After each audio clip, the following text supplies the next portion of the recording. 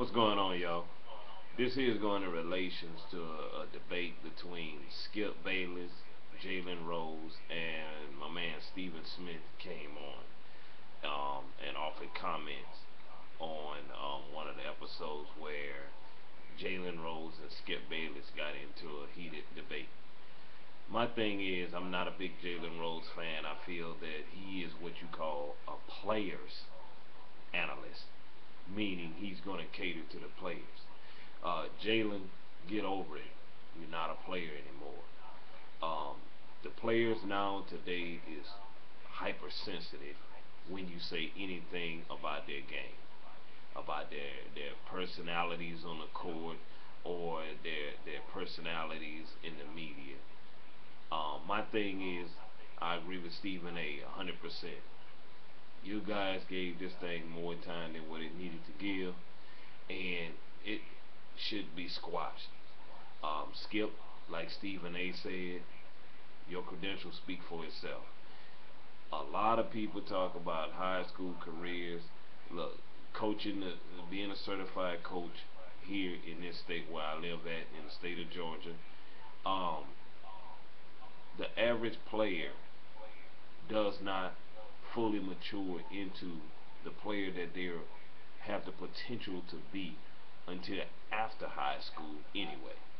So to be judged on your character as a player or your abilities or your talents on a high school level is just crazy.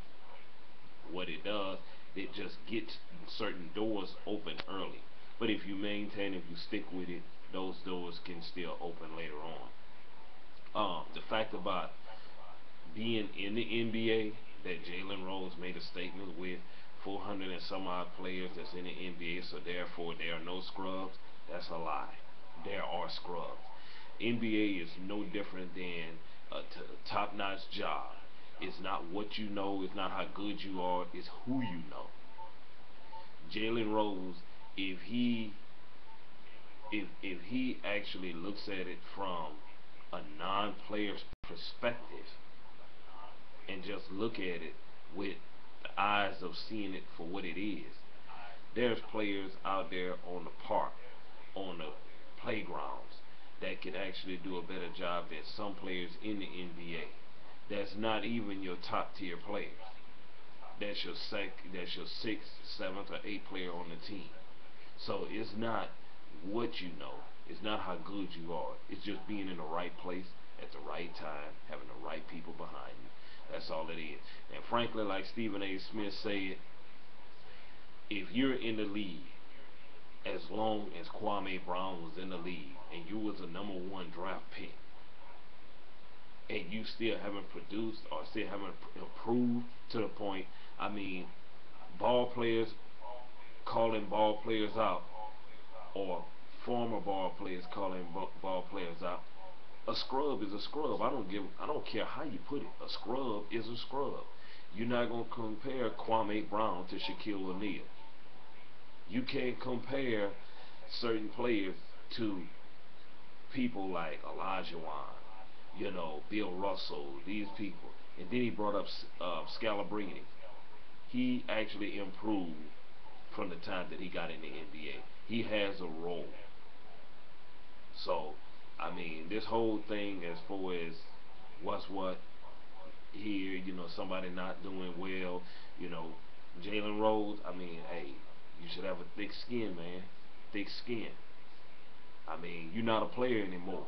So that competitiveness when somebody talk about what was done, why you got to get on edge for somebody who only averaged 1.8 points a game in high school, they can get on edge. They can get you on edge.